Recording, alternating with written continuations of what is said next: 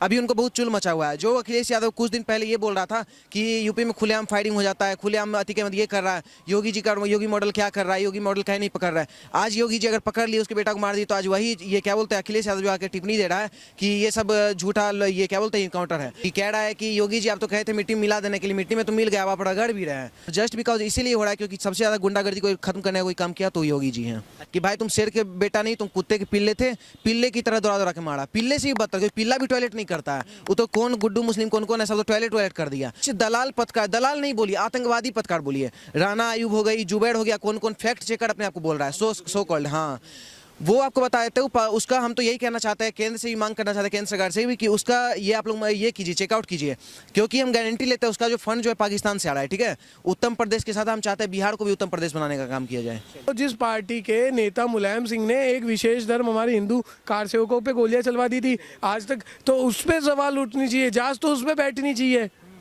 क्या वो संविधान के तहत जायज था? एनकाउंटर तो संविधान में लिखा हुआ है। अखिलेश यादव कहाँ समझेंगे? मरा तो उनका बाप है भाई, एक बाप मर गया, ये दूसरा बाप होगा उसका, इसीलिए उसको इतना ज्यादा जलन हो रही है। विकास दुबे के एनकाउंटर पे ये कहा गया था इसकी जवान के ताला लग गया था।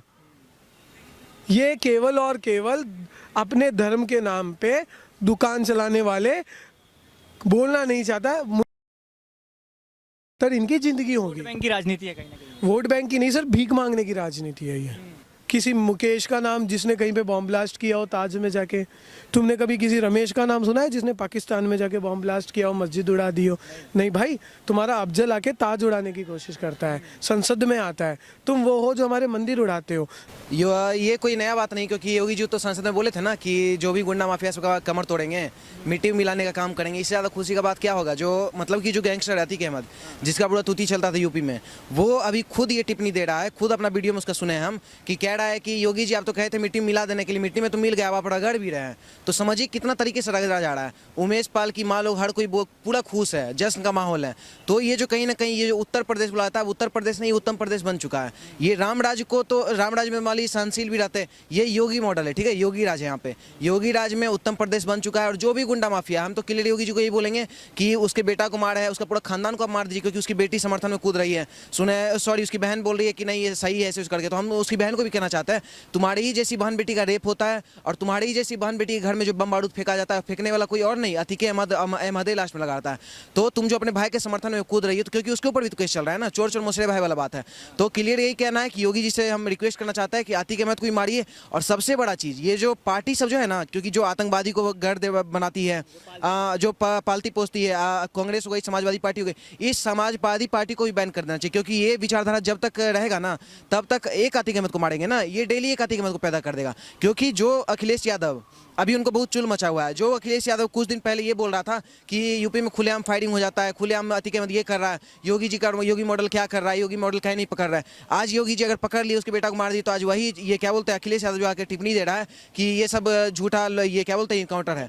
तो ये सब जो है ना, क्योंकि ये लोग को क्या बोलते हैं, ये लोग मिले भगत है। ठीक है, ये लोग रेपिस्ट को रखेंगे, टेररिस्ट को रखेंगे, आतंकवादी सबको रखेंगे अपनी पार्टी में, और अगर वही उसी को पकड़ के योगी जी उसके खिलाफ काम करेंगे तो उनको खल जाता है। तो हम तो यही कहना चाहते हैं, पार्टी को भी खत्म कीजिए, और साथ साथ अतीक अहमद को जिंदा मत छोड़िए, क्योंकि ऐसा बहुत सारा अतीक अहमद है जो अभी पनप पड़ा और जो चाह रहा है कि हम लोग ऐसा कैसा कांड करें।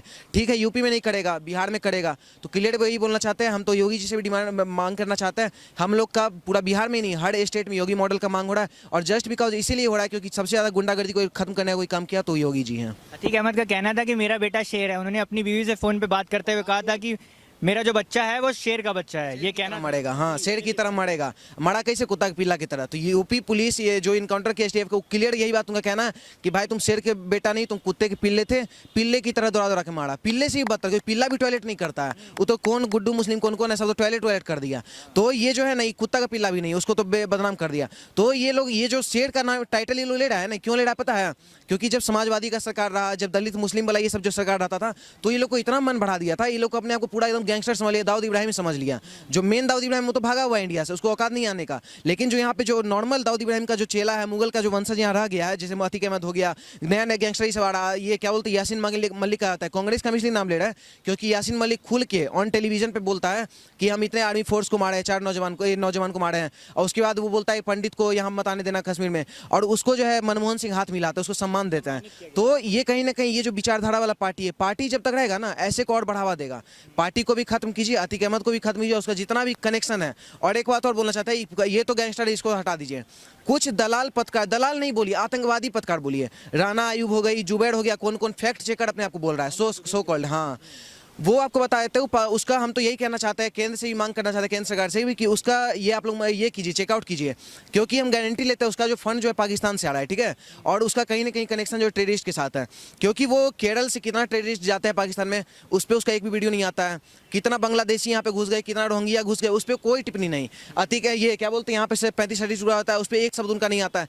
लेकिन अगर उसी जगह पे कोई, अगर मान लीजिए इनकाउंटर हो जाता है, या कोई मनीष कश्यप के समर्थन में हो, या कुछ भी, तुरंत सोनू सूद को तक टारगेट कर देता है ये लोग आतंकवादी है, ये लोग को कहीं ना कहीं पाकिस्तान से फंड भी मिल रहा है। तो ये लोग फैक्ट चेकर पे तो हम लोग बिल्कुल नहीं जाते हैं, जो हो रहा है सही हो रहा है। उत्तर प्रदेश के साथ हम चाहते हैं बिहार को भी उत्तर प्रदेश बनाने का काम किया जाए, है ना। तो अब उनको धक्का लगे या कुछ लगे, हमको कोई मतलब नहीं है।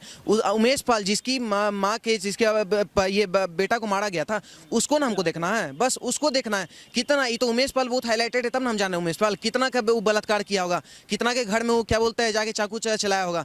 तो ये बहुत आज के डेट में यूपी में जितनी भी जिसके साथ अन्याय हुआ था, सब आज खुश है, सब जश्न मना रहा है। और कहीं ना कहीं समझिए, ये जो अब इलेक्शन होगा, क्या बोलते हैं ये योगी जी वाला, तो हम गारंटी देते हैं कहीं ना कहीं बहुत बड़ा मुद्दा बनेगा। क्योंकि जितना भी आतंकवादी को काम था, आप वेब सीरीज देखते हो कितना सारा, सब यूपी का आता था। लेकिन अब वेब सीरीज किसी का हिम्मत नहीं बना दी यूपी पे। अब अगर बनेगा भी तो योगी बाबा पे बनेगा, योगी मॉडल पे बनेगा, और राम राज पे बनेगा। ये मिर्जापुर अब नहीं चलने वाला, क्योंकि मिर्जापुर तब बनेगा ना जब गैंगस्टर रहेगा। गैंगस्टर है ही नहीं, जौनपुर मिर्जापुर ये सब अब गया सब। क्योंकि जौनपुर, ये सुने होंगे एक डायलॉग उसी मिर्जापुर में ही कहीं पे, जौनपुर हमारे कंट्रोल में है, तो पूरा यूपी बाबा के कंट्रोल में, ठीक है। और बाबा क्लियर बोले थे कमर तोड़ने का काम करेंगे, तो हम तो क्लियर बोल रहे हैं कमर नहीं, ये लोग का ऑलरेडी, क्योंकि सच्चाई से जो दंगा ये सब है, ये लोग का ये तो फटा हुआ नहीं तो कटा हुआ, ये लोग का आप नीचे वाला भी तोड़ने का काम कीजिए, तोड़ के मारिए, ठीक है। तब जाके ऐसा बलात्कारी, ऐसा आतंकवादी सब पैदा ही नहीं होगा।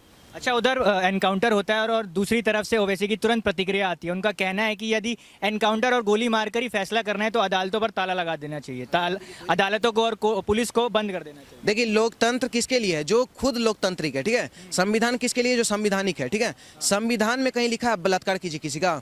संविधान में कहीं लिखा है कि आप चोरी चकारी कीजिए? जब ये सब नहीं लिखा है तो आप संविधान के विरुद्ध जाइएगा, तो संविधान भी आपके विरुद्ध जाएगा ही भाई। तो संविधान तब तक है जीवित जब तक संविधान के सपोर्ट में आप काम कर रहे हैं। हम अगर कुछ सही करें, अभी मनीष कश्यप मान लीजिए कुछ किया, तो उसके लिए संविधान अभी खड़ा है ना, कहीं ना कहीं संविधान के भरोसे से नया मिलेगा आने वाले टाइम में, ठीक है।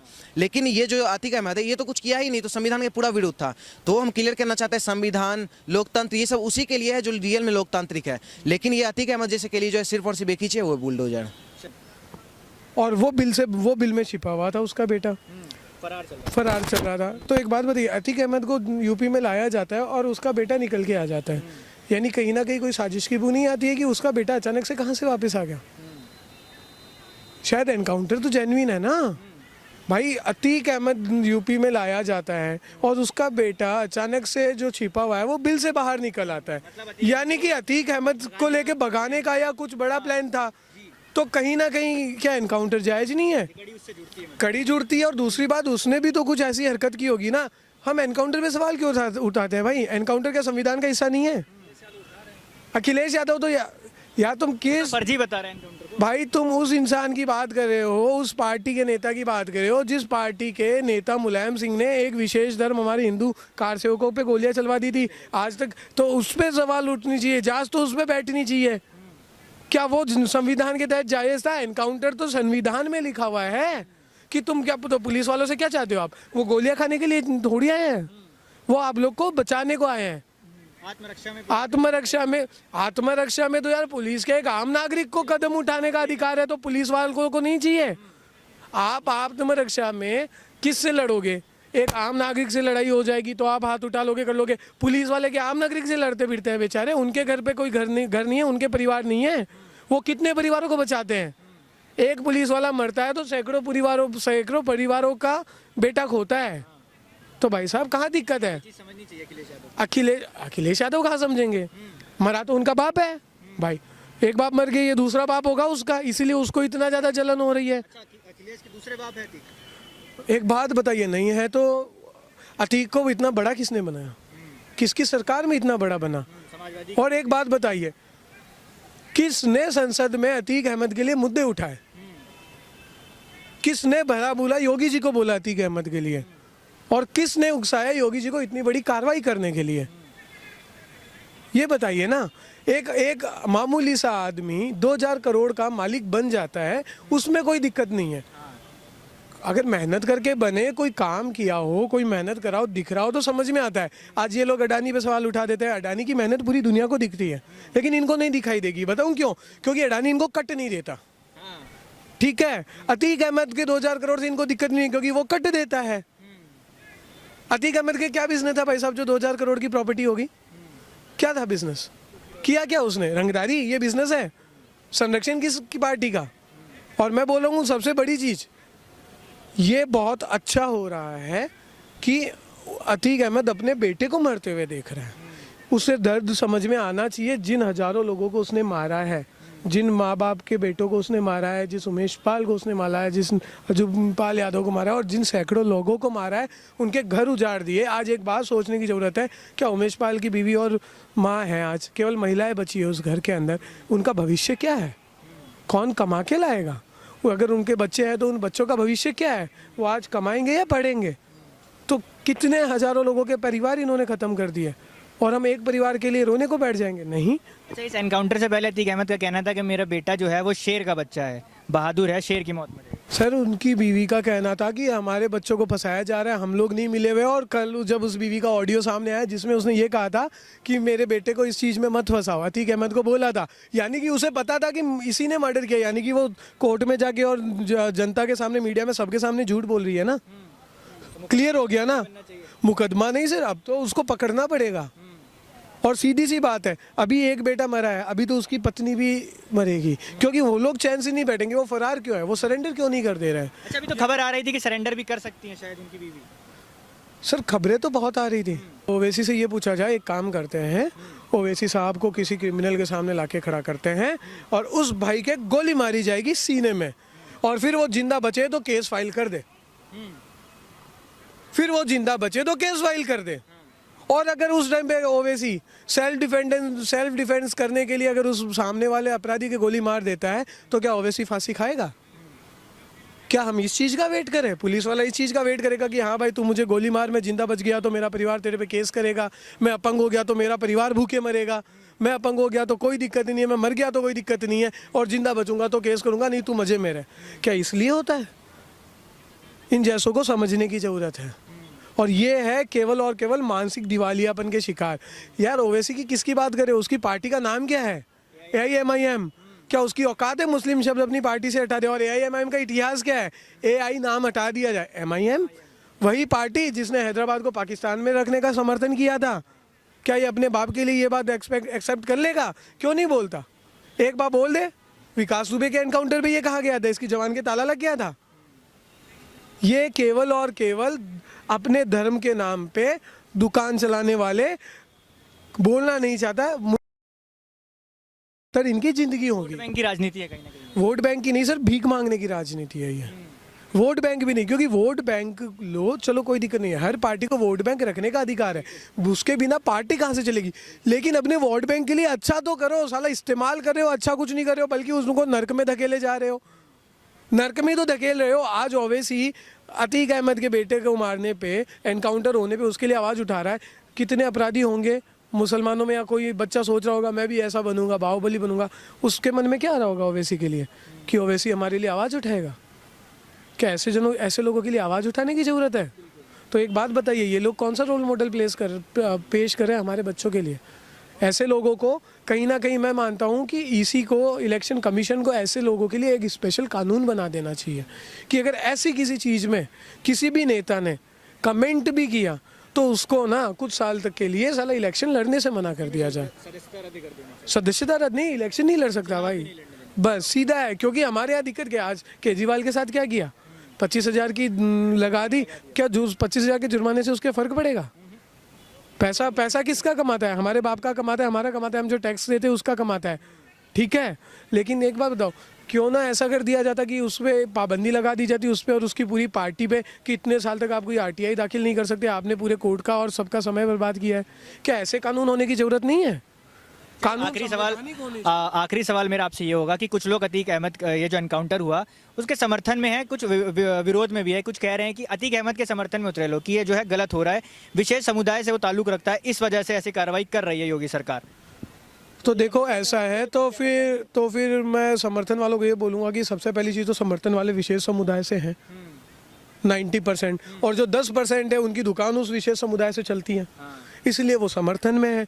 और तीसरी चीज़, भाई अगर विशेष समुदाय से दिक्कत है तो भाई उस विशेष समुदाय, नहीं मैं मुंह पे बोलता हूँ, ये ऐसे पाखंडी और ऐसे लोग ही अगर मुस्लिमों से निकलेंगे तो ठोके जाएंगे भाई। आतंकवादी तुम्हारे यहाँ से निकलते हैं। तुमने कभी सुना है किसी मुकेश का नाम जिसने कहीं पे बॉम्ब ब्लास्ट किया हो ताज में जाके? तुमने कभी किसी रमेश का नाम सुना है जिसने पाकिस्तान में जाके बॉम्ब ब्लास्ट किया हो, मस्जिद उड़ा दी हो? नहीं भाई, तुम्हारा अफजल आके ताज उड़ाने की कोशिश करता है, संसद में आता है, तुम वो हो जो हमारे मंदिर उड़ाते हो। तो भाई तुम लोगों को शर्म आनी चाहिए भाई, धर्म बदल लो, सनातन में आ जाओ, कम से कम तुम्हारी और आने वाले पुश्तों की इज्जत बच जाएगी, क्योंकि तुम्हारा धर्म भारत में नहीं पूरी दुनिया में इसीलिए बदनाम है। तुम जाते हो ना तो किया क्या जाता है तुम्हारे ऊपर? तुम्हारा वीज़ा देखने के बाद भी क्या करते हैं भाई, भारत की वीज़ा पे हो इसलिए तुम्हारी इज्जत है, पाकिस्तान की वीज़ा पे जाके देख लो, समझ आ जाएगा।